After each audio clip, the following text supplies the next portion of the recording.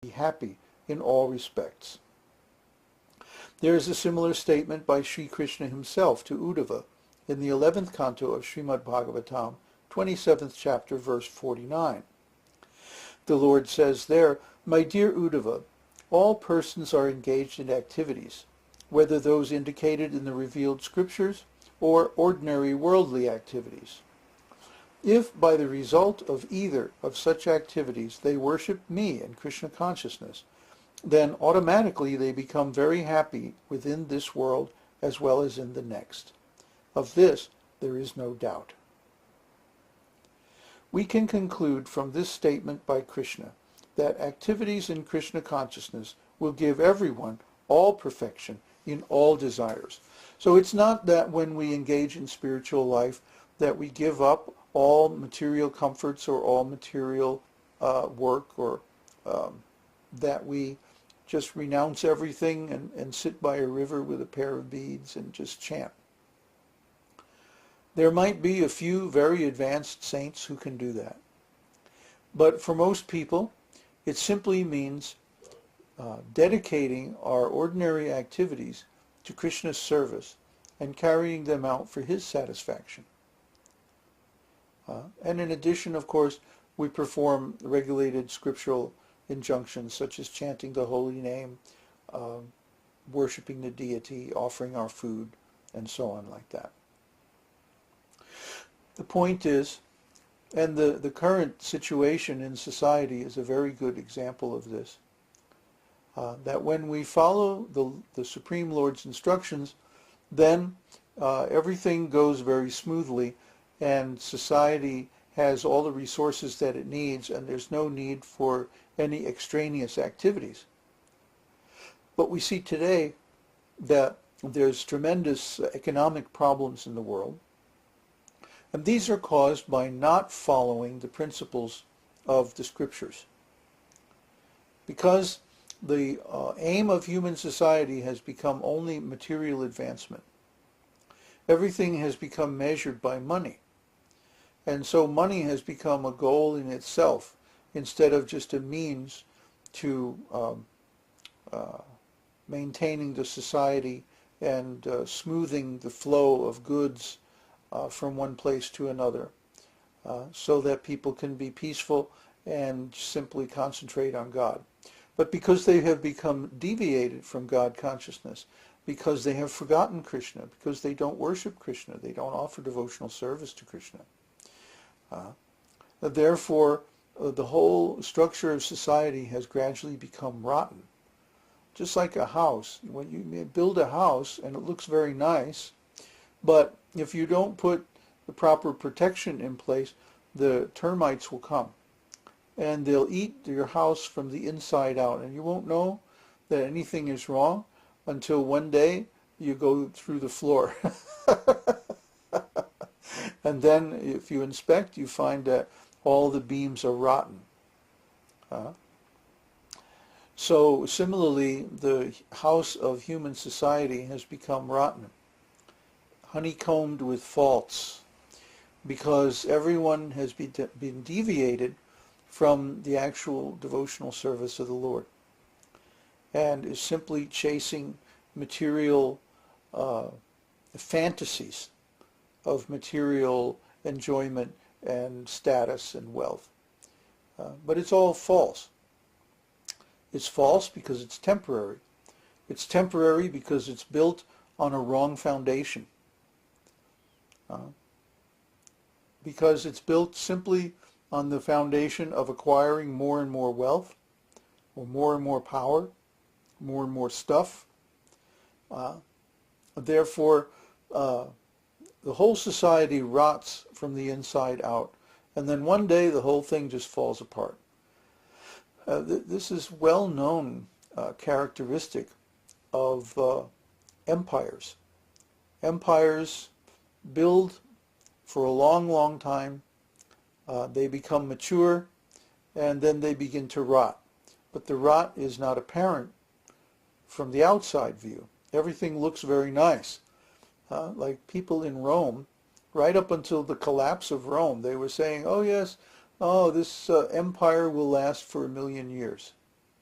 Everything is fine. Don't worry. Does that sound familiar? Huh? Just like the government was saying, everything is fine, don't worry. And then the next thing you know, the whole real estate bubble crashed, and now everything is falling apart because it turns out to be not just real estate, but everything is corrupt. Everything is built on false promises. Everything is a derivative of a derivative. In other words, it's complete abstraction, complete nonsense. It's not based on any real wealth. So they have built their Tower of Babel, and now it is crashing down on top of them. So what can we do? Well, the best thing we can do is get out of the way. There's nothing we can do to stop it or even slow it down. The best thing to do is get ourselves into a situation where we're protected as much as possible.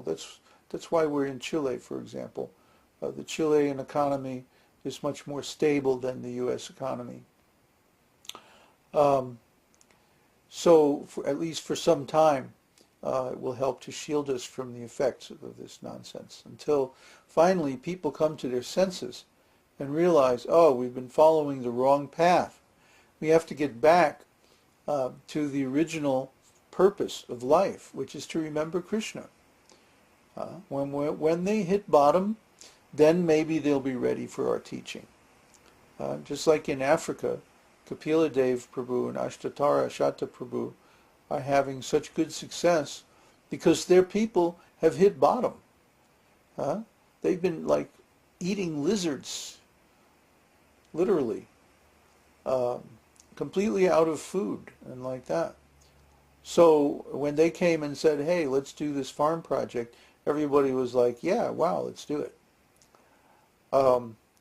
Western society has not yet hit bottom. And so we still don't have the consciousness required to reinstitute the holy Varnashram society. But that day is coming, believe me, coming very soon, when people will be like out of options. And that's where we come and we say, okay, we have the solution. So anyway, a person who everything is complete in him. Try to understand this. This is a mystery. In material life, we're trying to make ourselves or our lives whole, one piece at a time. We work over in one department, and we get that going pretty good, and then we notice this other department is falling apart, and then we have to go over there and fix that, and then we're constantly fighting fires. But when we're in Krishna consciousness, we simply pour water on the root of the whole tree, and all the branches and leaves are nourished automatically. Because Krishna is the complete whole. And we find this out when we practically engage in devotional service.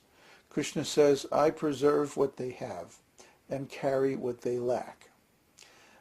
So even if our worship is somehow incomplete or imperfect, if we at least start, if we at least begin to worship Krishna, to perform devotional service, to chant his holy name, offer our food, follow the principles of spiritual life, and so on, then we find that somehow or other, I love that phrase, somehow or other, that we can't see how it's happening, but Krishna is taking care of us.